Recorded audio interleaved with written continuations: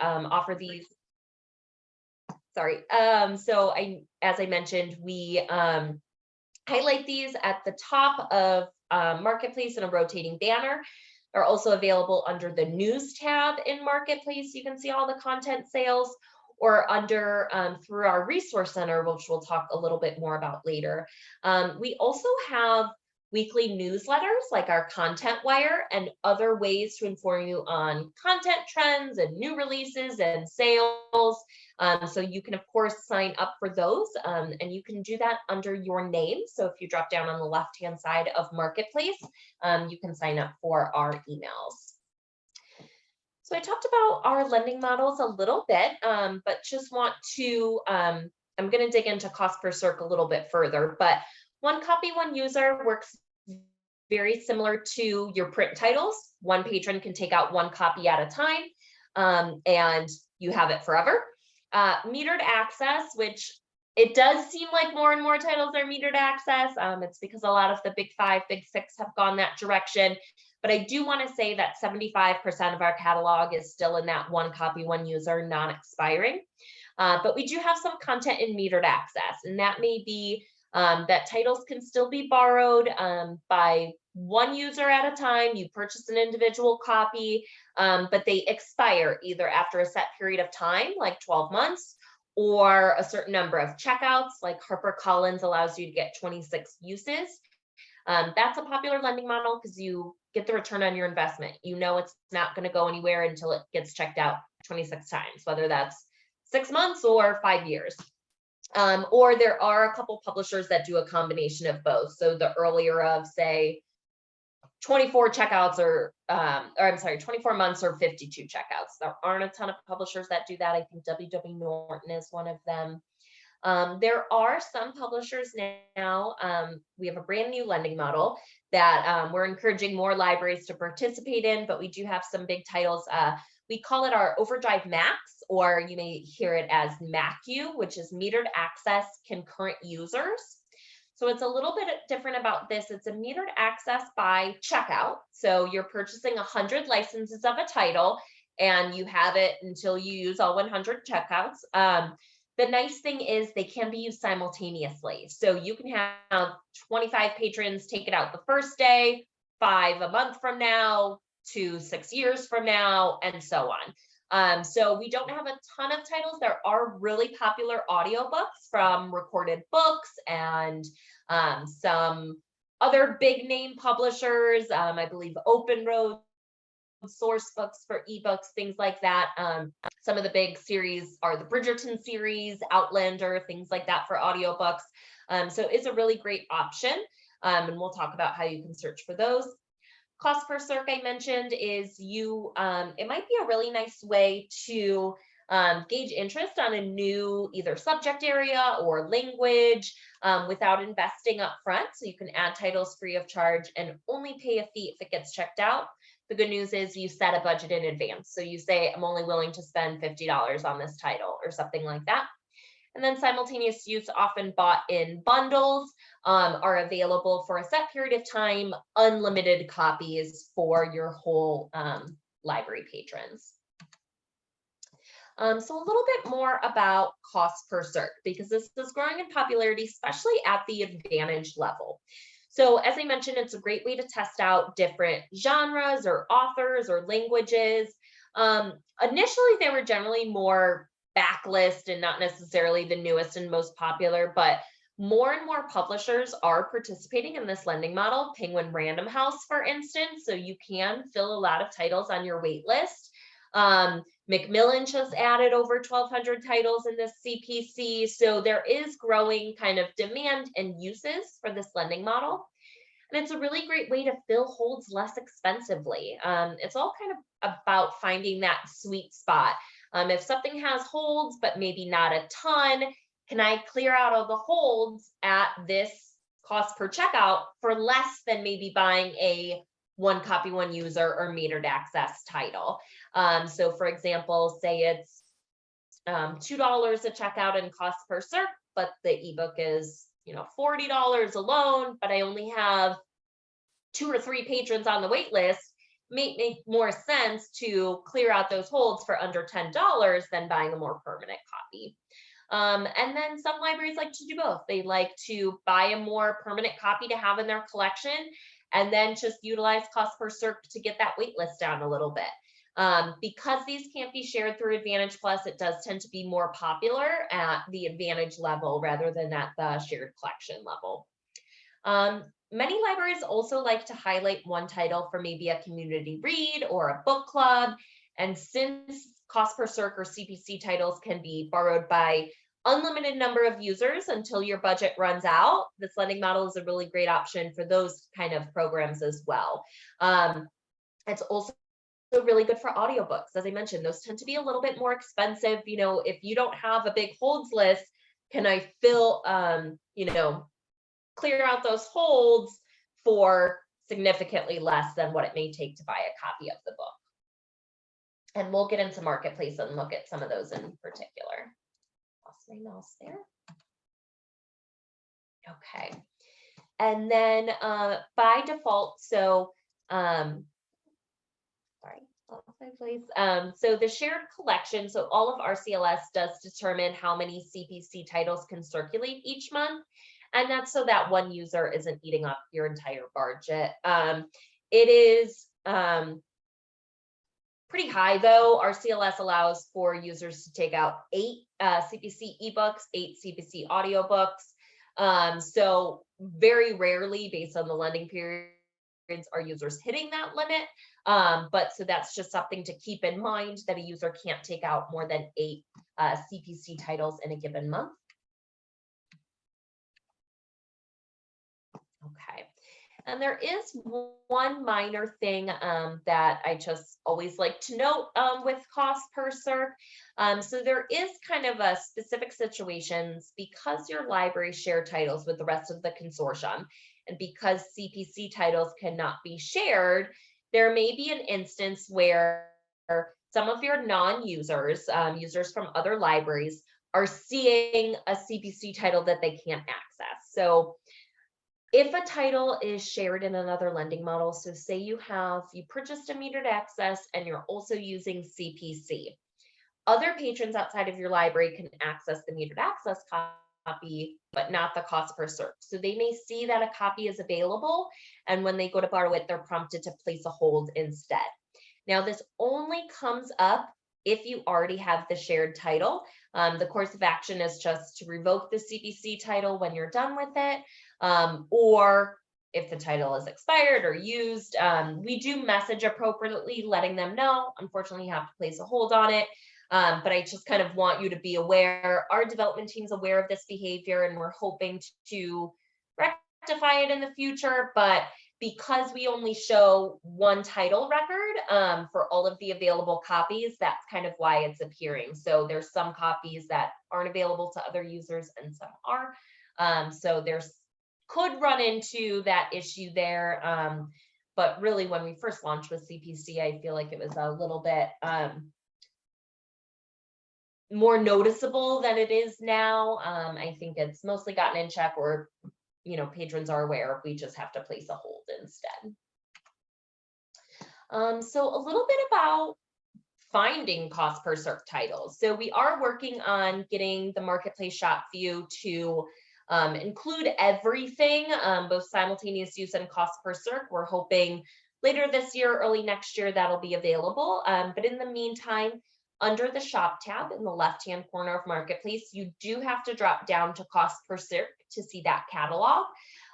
So it's a little bit separate, just because unlike standard carts, you're not adding titles to a cart and purchasing that order, because we're not charging you up front. So you essentially just add title as CPC, and when you're done with it, you can revoke title as CPC. But in terms of holds, if you do want to use this lending model for holds, it's about finding that sweet spot. So this information, I will admit, is a little out of date. So you can do an advanced search and find titles that your patrons have on hold. And at the time that I did this, there was over 2,400 titles that some RCLS member had on hold that was available in cost per circ. And again, just asking yourself, can I clear out my patrons' holds for less than purchasing a copy? This example, say there's 5 Advantage holds, it costs $1.50 per checkout.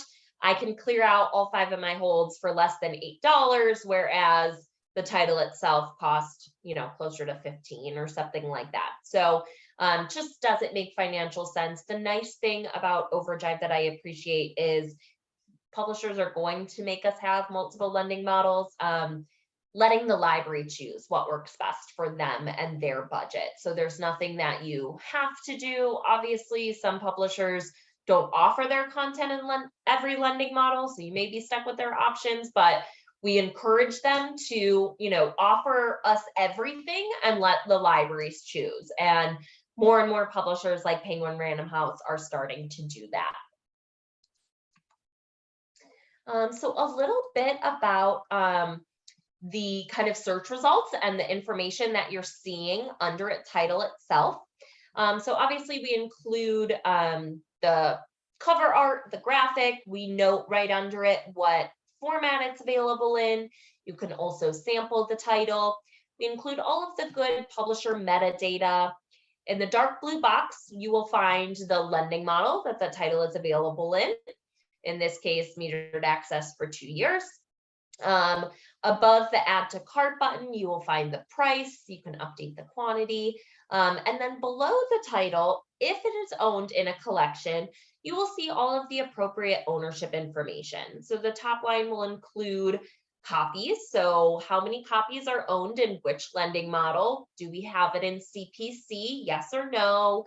Same with holds, how many holds are active or suspended, the holds ratio, how many titles are currently checked out, how many checkouts have I gotten on it in the last year, of all time, when was the last time it was checked out.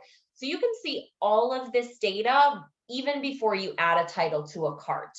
And from your Advantage account, you're actually going to see 2 lines of data. The top line is going to represent RCLS shared or pool collection. And the bottom line is going to represent your specific Advantage account and your specific patrons. And again, we're recognizing that from the username that you're logging in with. So you can see how many copies are fully out there. If I own 2, RCLS doesn't have any, but there's another 26 copies shared from other Advantage users. Maybe it's not something I need to buy if there's, 28 copies floating out there or something like that. So a lot of good data in Marketplace. Another thing that I want to note is anything that's in that blue circle is hyperlinked and you can click on for additional information. So in this case, for the metered access 2, you could click on that and see when those copies were purchased, how much time is left on them, when are they set to expire. For the Advantage Plus, you can click on it and see specifically which other libraries shared the copies, how many, when, all that good stuff. For active holds, you can see when they were placed, things like that. So I want to get into some of our automated tools. So Holds Manager is something we encourage every Advantage library to set up. And it allows you to respond to user demand quickly and easily by building and automating carts. So it could work twofold. You can either have it set up to run reoccurringly, so you don't have to go through the current holds report, and it'll create a cart for you and send you an email when it's ready. You can review and purchase. Or you can even automate orders and have it automatically purchase on your behalf. I will note, if you're going to do this, please set a budget cap. So there's no surprise invoices. There is a lot of customization in the tool to allow you to say, hey, I'm only willing to spend $100 on this cart or things like that. You can also input countless other collection development decisions. And we will look at a plan live. Recommend to library. So that is which allows patrons to make requests to your library of things not yet in your collection, but they'd like to have in your collection. We do have a recommended titles report that you can review, but if you don't want to review the report, similarly to Holds Manager, this can build and or automate a cart for you of titles that your specific Advantage users have recommended. And then we also have smart lists. So smart lists are, originally they were built when you didn't know what to buy, to help, comb through all the latest releases and everything else. We have countless other tools to help with that today, which I'll show you in a moment when we do a demo. But smart lists are a great tool for managing metered access titles. So if titles expire, you can customize and say, remind me when there are 5 days left in, this lifespan, or let me know when I have 1 license remaining, if there are still holds on the title from my patrons or things like that. Again, a lot of customization, and we'll look at where you can set up some of those automated tools. I do want to note real quickly that smart lists cannot auto purchase because they're a bit more widespread, whereas holds or recommendations, patrons are specifically asking for those titles, so it's a little bit safer. But smart lists will just create a cart for you. They can't automatically purchase. Going over some of our reports. So our checkouts report is the best way to report on usage, especially at fiscal year end, or maybe libraries do this on a monthly basis. So you have the ability through the checkouts report, which is located under the Insights tab of Marketplace, to report on all activity your patrons performed, whether it was on, the shared collection, your specific Advantage collection. If it was on a title shared from another library, you can see kind of all-encompassing activity. On the other hand, you can also see activity on the titles you personally purchased. So for instance, if you want to see the return on your investment, hey, I've purchased these Advantage titles, they're shared with the rest of the system. How are they performing? Whether it's with my own unique patrons or maybe at the library down the road. So you can see from the checkouts report both of this information. And here are some examples, and I will follow up after the fact with a PDF of this presentation, so you have to take away, as well as the recording with Jen. But here are the specific steps on how you can run a checkouts report to see your patron activity, regardless of who purchased the title.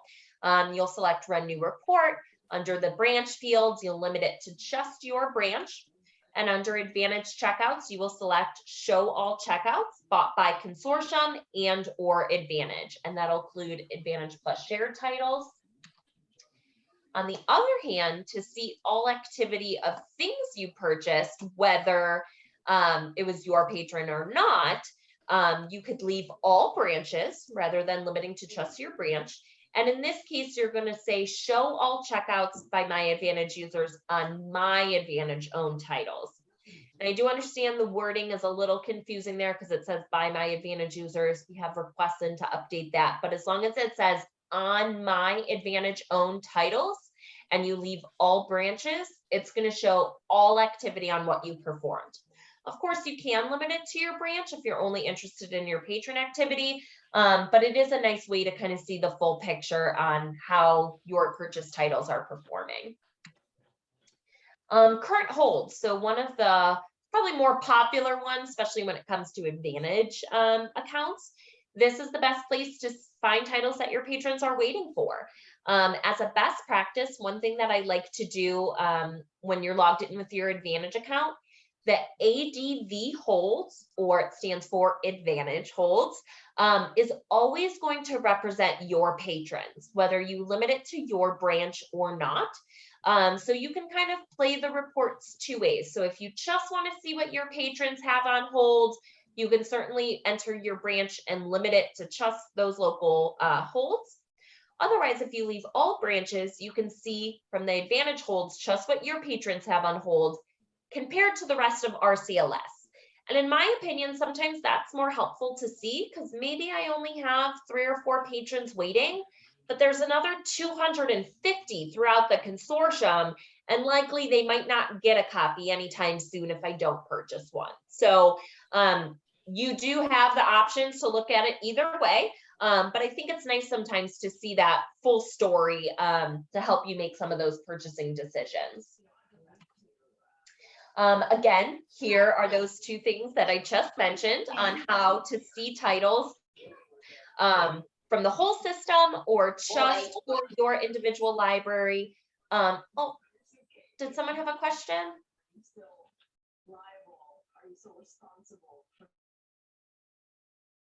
Okay, maybe it was just an accident. Okay, so if you do enter your library into the holds manager, the all holds and advantage holds will be the same number. It's just showing your local holds, essentially looking at your library of your library. On the other hand, if you leave all branches, you'll be able to see all of RCLS in the all holds, and the advantage holds will just represent your local patrons. The choice is yours, no right or wrong answer.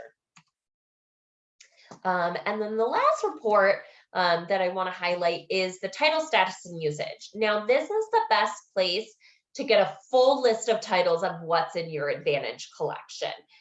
So this report is best used to either look up a specific title if you want to see a snapshot. When did I first buy it? How many checkouts has it had in its lifetime? Things like that. Otherwise, it's really great for getting a list of everything in your advantage account if you want to export that and have it for your records.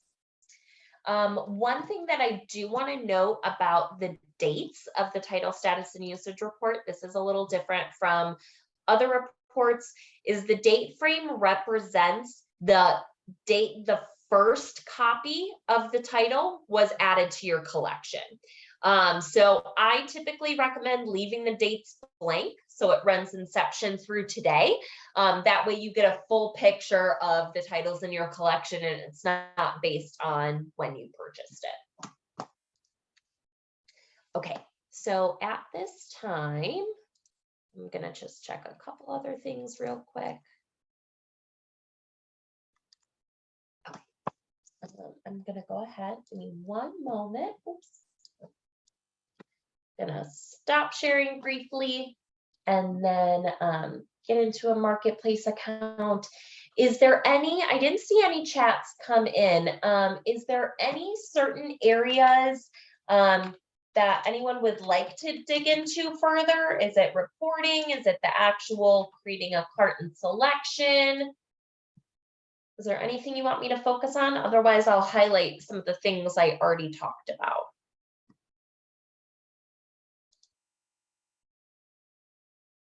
Okay, I will highlight the things I already talked about. So give me one moment while this pulls up.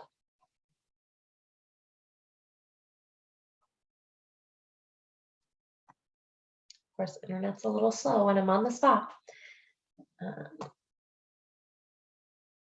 Okay.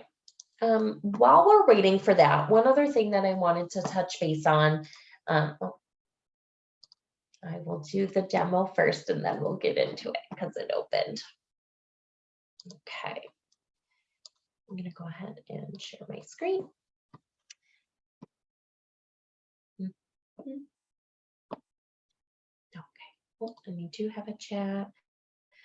When will Libby have the recommended feature added? Thanks, Brian. So the plan, it will definitely be before the OverDrive app officially sunsets. We're hearing between fall and the end of the year is the ETA as of now. And it'll work similar to if anyone uses the notify me tag for magazine issues. So it will allow users to create a tag in Libby for titles not yet in their collection saying, I'm interested in reading this, please notify me if the library purchases the title. Selectors will then be able to see that through Marketplace. So similar to the recommended titles report today, you can report on that, you can generate carts through it and so on. So ETA later this year. I don't have a formal date to share as of today, but it'll definitely be in place before the OverDrive app officially sunsets, which is going to be the next thing I talk about after a brief demo. So real quick, one thing that I wanted to showcase is cost per circ and some of these automatic tools.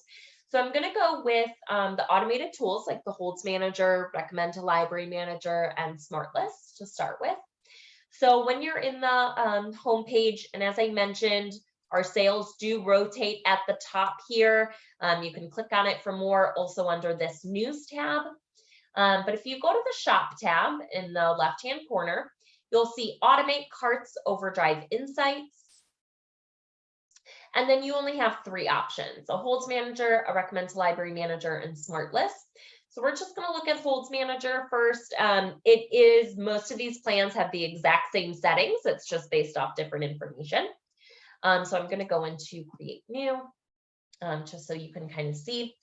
The first thing is, do you want to fill holds based on the number of holds or holds ratio? Now, I'm going to give you a best practice that I recommend to all Advantage users. So I know a lot of the pool selectors base it off of consortium ratio, which essentially looks at the amount of holds over the amount of copies. At the Advantage level, I believe that the Advantage holds ratio is a little deceiving, and I would strongly encourage you to do it by the number of holds.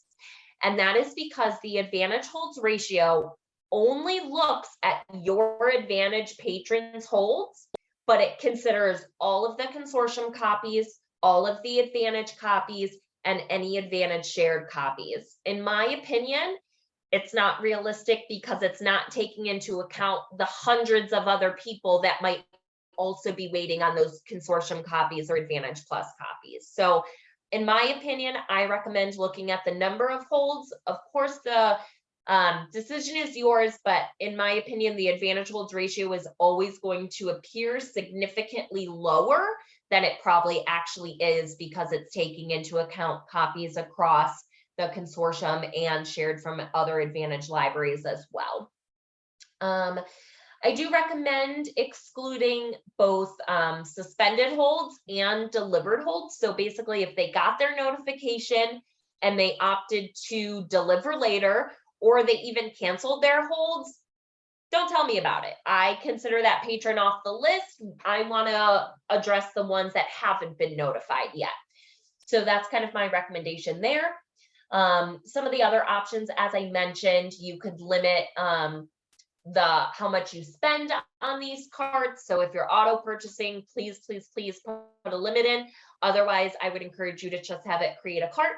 You can manually review, edit it down to meet your budget, and submit manually.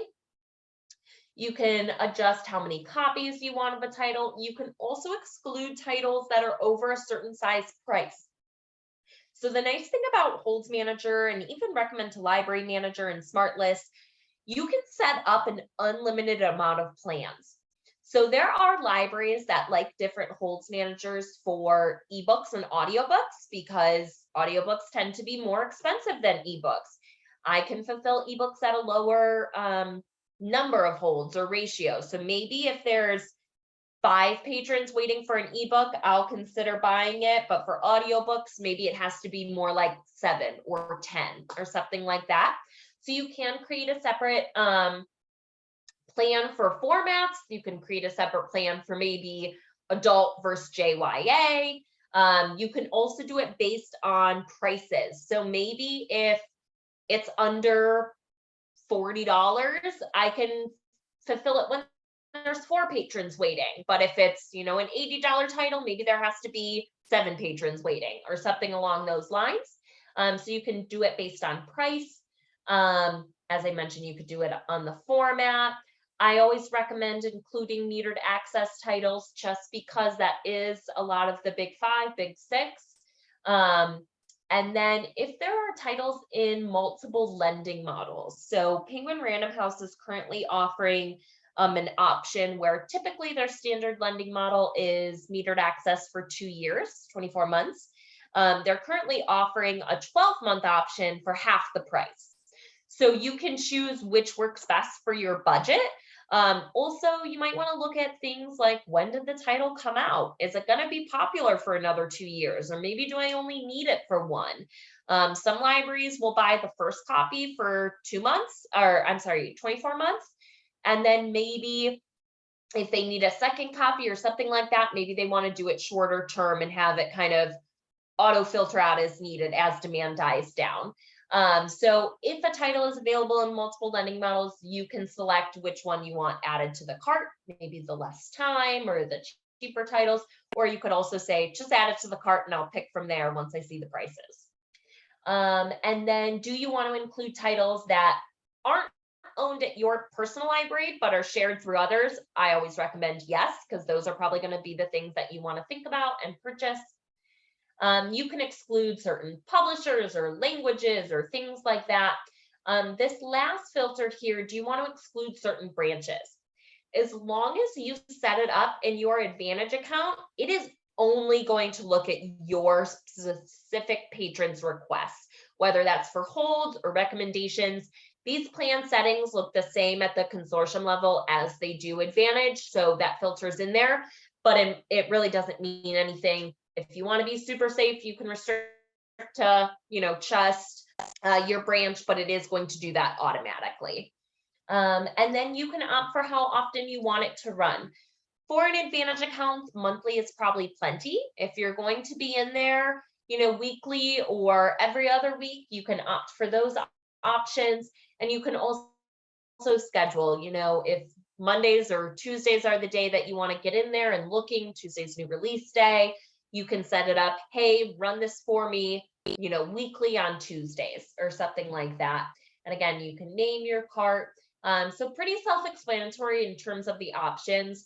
The recommend to library is exactly the same, except the first question, rather than holds, it is about recommendations. So do you want to remind us when X amount of patrons are waiting for the title? So for Advantage accounts, I would recommend maybe if, I don't know, 2 or 3 of your patrons have asked for a title before you buy it. Everyone's different. There's no one size fits all. It really depends on your library's budget. It depends on your purchasing styles. If you want to, what the hot titles are going to be and you're adding them up front, or if you want to be more patron driven acquisition and wait for someone to ask for it. It kind of depends on your preference there. The Insights tab real quick. I just want to know a couple filters here. So we do have this new summary box. The blue box is going to represent the whole consortium. There's not a way to limit that just to your Advantage users. However, this holding section, which is really nice for a snapshot, fiscal year end reporting, things like that, you can adjust the date to reflect the end of your fiscal year. You can opt to show me just things in my Advantage collection. Or if you want to see everything that's available to your patron, you can say, show me the Advantage collection, the RCLS shared collection, as well as things shared from other Advantage users. So this kind of gives you an idea of how many titles and copies are fully available to your users. A couple things, there is some fine print here. It doesn't include any weeded or expired titles, and it doesn't, or cost per circ and simultaneous use, even though they're kind of unlimited, we're only counting one title and copy per title. And then I had mentioned the checkouts and the current holds and purchase orders and things like that over on this side. And then a couple things I wanted to dig into outside of Marketplace, if that's okay. Real quick, there's another question. When a patron recommends a title in OverDrive, can any of the libraries within RCLS look at the request? You can. So let me touch base. I didn't touch base on this report. So under the title activity report is a report called recommended titles. So if you click on this, by default, if you set up a recommend to library manager plan to create a cart, that'll be restricted to your Advantage users. But through this recommended titles report, you can sort for anyone. So there's this branch field. You could just leave it all branches. You can sort the request by branch. You can sort it by title, which I like seeing. You can customize the date frame. Maybe I only want to see titles in the last 10 days. You can sort it for the format, ebook or audiobook. I do recommend leaving holdings as not in collection. So there are chances where someone may have recommended a title and the library, without realizing it was a recommendation, naturally purchased it. So we'll still keep a record of the recommendation. We never remove titles from this report. So I recommend sorting for not in collection to see, okay, what haven't we addressed yet? What is still needed to be added to the collection? So the biggest one being the It Girl, the new Ruth Ware book that just came out today. I know it's in some carts for the system to add today. I don't know if it went through yet, but you can click on the number and see specifically which branches requested it. So we can see from here, we have some Ellenville and Cornwall and Finkelstein and Nyack and West Nyack, and you can see all of that additional information when they requested the title and more. So you can see recommendations from anyone within RCLS, or you can narrow down the report and just look at your individual patrons. Okay. So I'm going to hop back to a couple things. One thing that I wanted to talk about is the OverDrive app sunset. So hopefully you received an email a couple weeks ago that looks like this. If not, I recommend that you do opt into OverDrive communications. I can share after the fact how you can do that, but especially in terms of products and service updates, it is important to not miss any big announcements. So this one just noted that we are proceeding with our official app of the OverDrive, with the official sunset of the OverDrive app. And we are right now targeting for discontinuing early 2023. Now, no formal date has been made beyond that, just because we need to see how the rest of the year goes. We're averaging right now about 60% of the checkouts coming from Libby. So that's still a good ways to go for us to feel in a comfortable position to kind of fully sunset the app. But starting the week of July 25th, we're going to be adding a message to the OverDrive app to start letting patrons know through OverDrive that this change is coming up and that we encourage you to try the Libby app. In this kind of in-app message, we're going to obviously remind users of the change. They're going to receive advance notice, and then there's some additional tools. So when it's learn more about this change, it's going to go to this overview page, which I think is just awesome. And it kind of explains what is happening and why. It encourages them to download Libby from one of the app stores. Here's some brief how to get started and sync their OverDrive wish list into Libby. There's a brief video on kind of a walkthrough. There's really great FAQ questions that they can review. And then at the bottom, after they also see some of our favorite features in Libby, patrons can sign up for a free virtual training. So most of our trainings are for staff or more of a B2B, but we're trying to help libraries get the communication out to end users that this change is happening.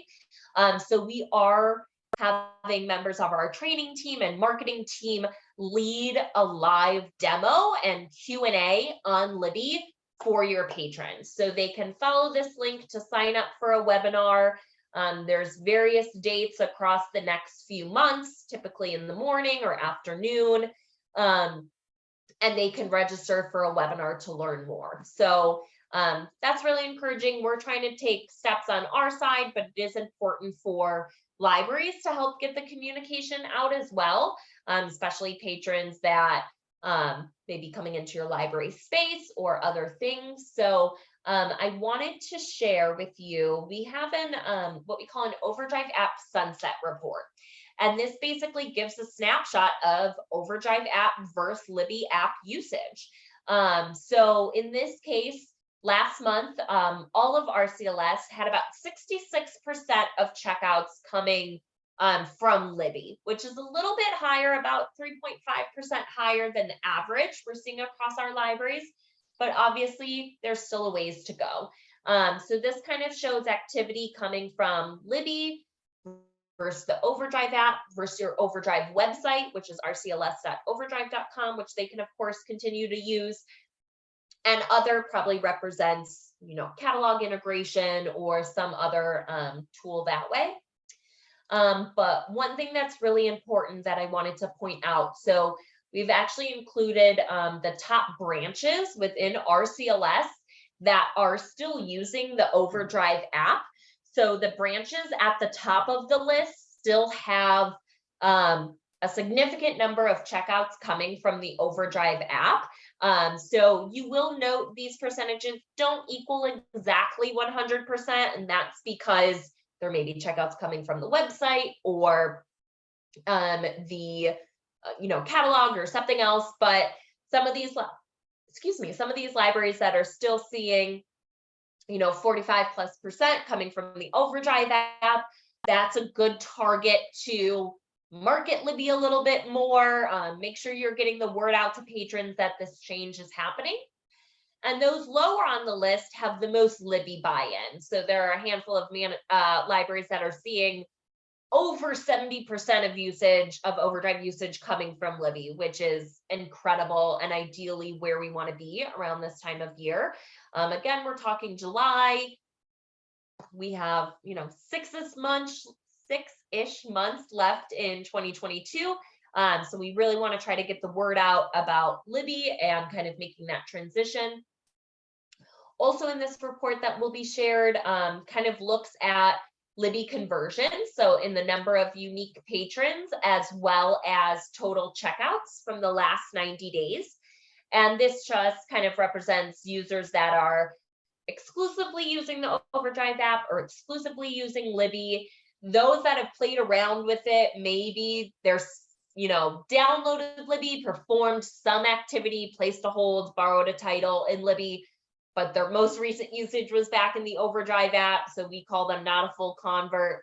Primarily Libby or Libby adopters are one that are making that transition. So they started with the OverDrive app, their last few uses were in Libby, or they downloaded Libby and never used the OverDrive app again. There's a good amount of patrons that are doing that.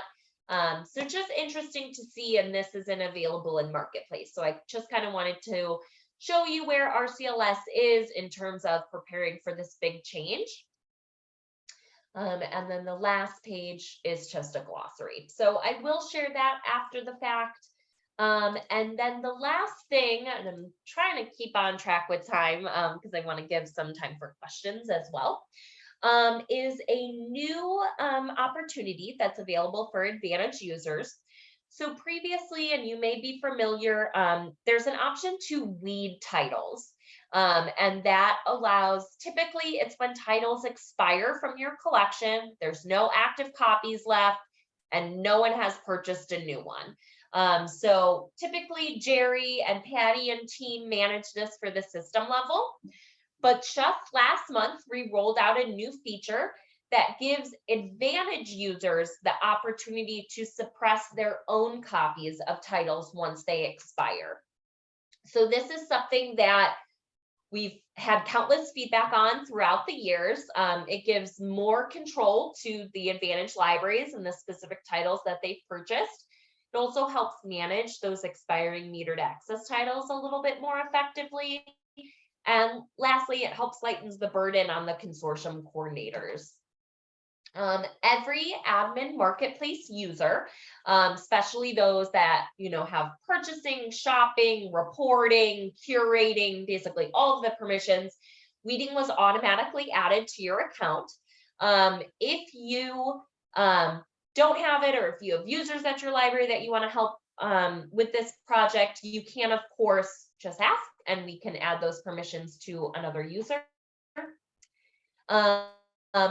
You will only have access to weed titles within your own Advantage collection. So you can't weed things from the shared collection. You can't weed things that other libraries have purchased, just things you personally have purchased.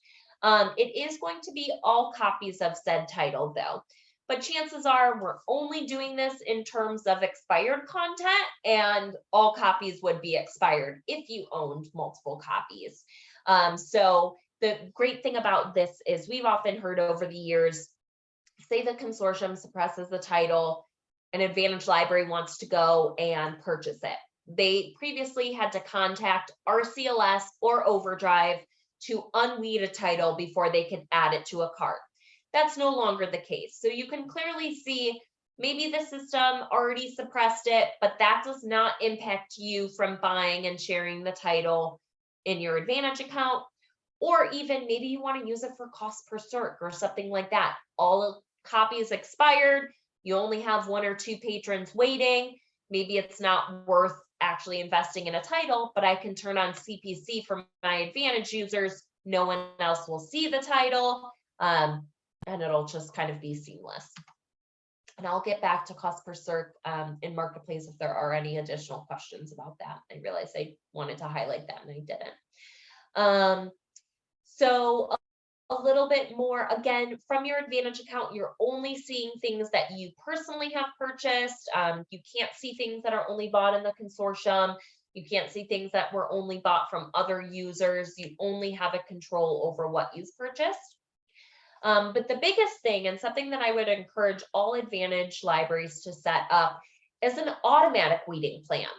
So you can set it up and say, if I've purchased metered access titles and they have expired and I don't have any patrons waiting for those titles, pull them from suppression. We don't want to build holds on them, take them off the shelf. We don't want to lead to support cases where maybe patrons are placing holds saying, why am I never getting this title? And here it was expired or something like that. So the consortium does have a plan set up. There are a handful of other Advantage libraries that have already set up a plan, but anything we can do to automate it, I recommend doing. So as a best practice, we are encouraging Advantage accounts to set up a plan, and I'll show you where that is momentarily. And you will be able to see if there are any titles that are weeded from the Advantage account or from your own account, and you'll be able to unweed them, vice versa, kind of what the consortium can see. And I covered a lot of these questions already. I will share some of these FAQs after the fact, but I want to get back into Marketplace real quick. So I don't remember the specific name of the title, but it was something about Lululemon.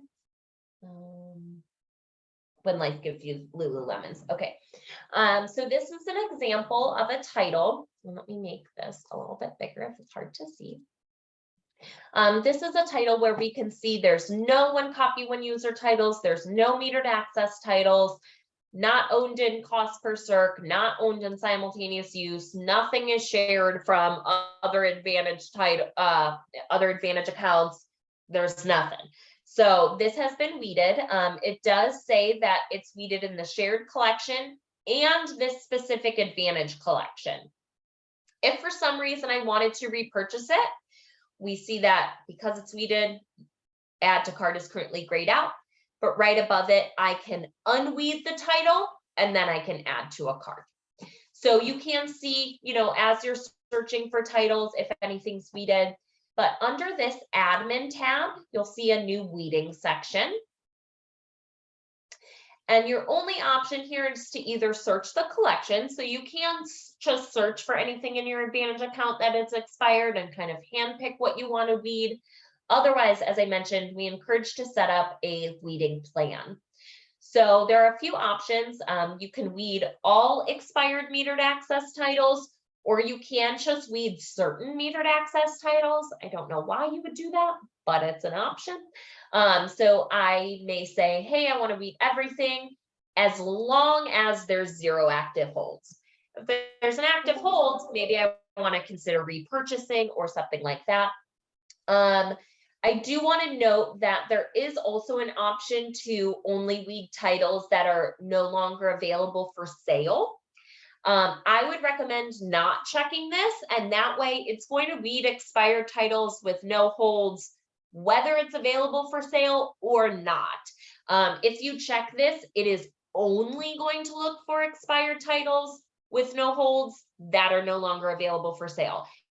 And that is a very niche group of titles, and you're probably missing out on a lot of expired content. So these would be the preferable settings.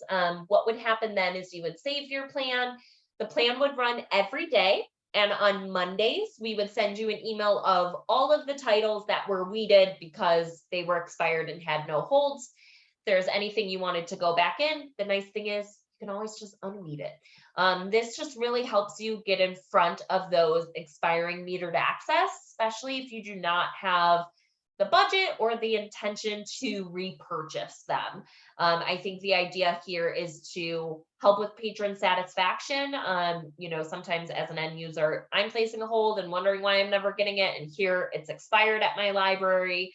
And realistically, there were no copies waiting for me. So it's obviously completely optional, but it would be a recommendation. And then real quick, while I'm here, I wanted to show you, this is where that cost per circ section is. We highlight on the home page a bunch of titles that are available.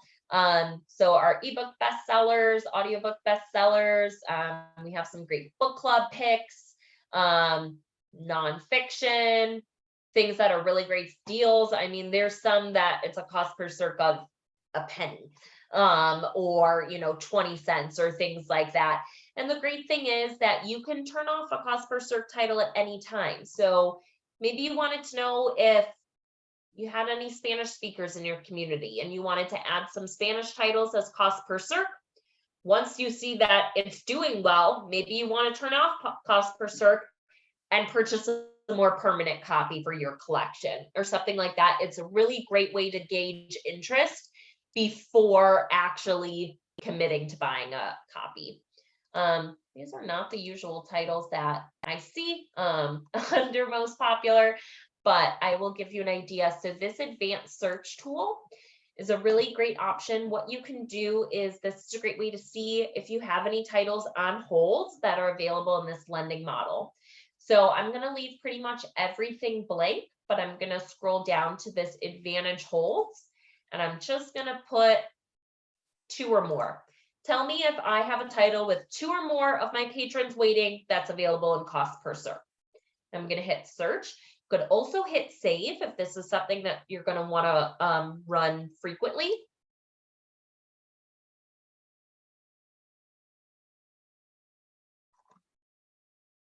And sometimes it takes longer than others.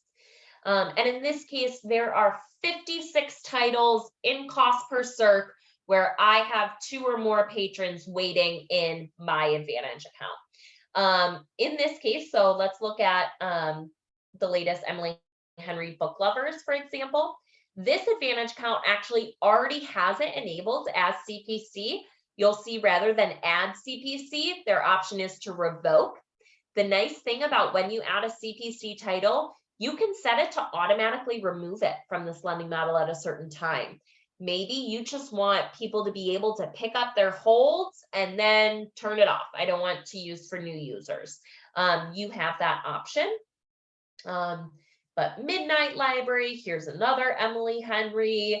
A lot of these Penguin Random House, Project Hail Mary, What Happened to the Bennetts, It Happened One Summer, which was very cute, Hook, Line, and Sinker. Crying in H Mark. There's a lot of titles that are probably going to be on your current holds list that may be available in this lending model.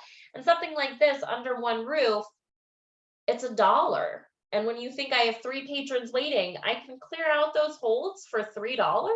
That might be worth the worth the investment rather than buying the title or something like that. We are working to combine this in one page view so you can see cost per circ and the normal cost. So what was the name of that title? We'll look real quick. Under One Roof. So I'm going to go back to the main homepage where I can see the 1 copy, 1 user and metered access.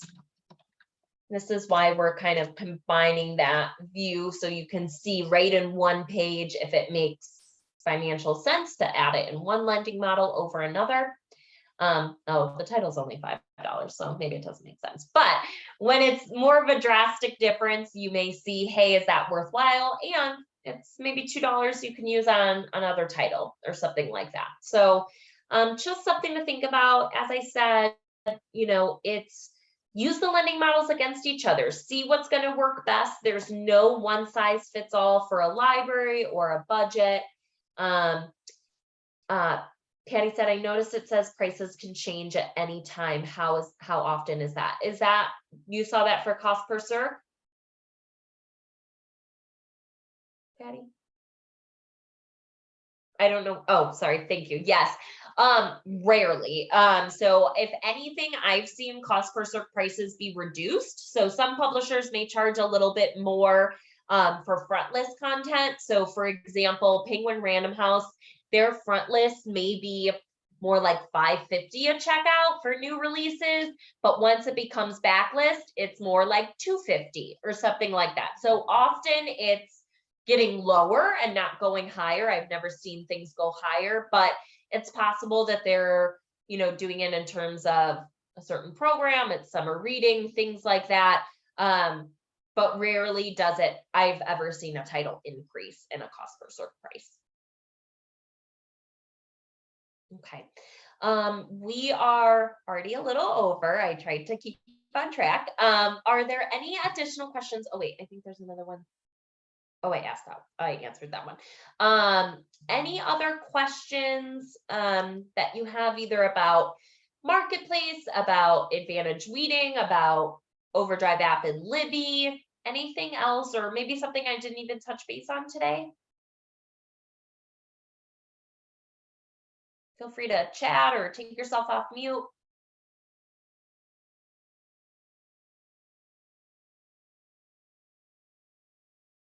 Well, I'm going to assume I did a fantastic job. No, if there's anything else, there's so much information here.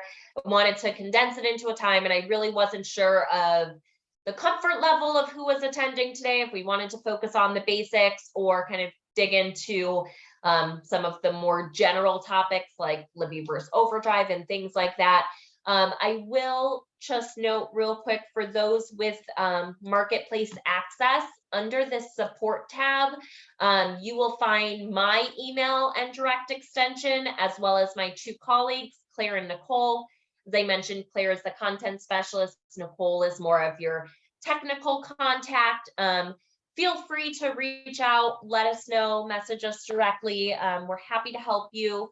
Otherwise, Patty's a fantastic resource, and just let us know what you need help with. If there's, we can always get back on a Zoom call, go over something a little bit more custom, whatever you need. We're here to support you. Thanks, Kristen. Last call for questions. We'll end a bit early. I don't think anyone will complain. I'll give it just another moment. And while anyone may be formulating their questions, I'm going to be sending out an email shortly at the close of this session, just to follow up with the online evaluation form, the way to request the CE certificate, and there was something else, and I don't remember what it was. Oh yes, that this video will be found on the RCLS YouTube channel. And I will send out to Patty the PDF of the recording. I'll send it to you, Jen, as well. If it's not immediately after, because I'm popping into another meeting latest tomorrow morning, I'll send the OverDrive app versus Libby report that we looked at. I'll send some of those resources for the Libby app, a PDF of this presentation, and some of those additional resources. That would be great. Thank you. So then I'll forward that out to everyone. So thank you, Kristen. I don't see anything coming through. So thank you everyone for attending, and I hope you have a great afternoon. And thank you, Kristen, for all the great information. Perfect. Take care, everyone. Hope to talk to you soon. Bye-bye.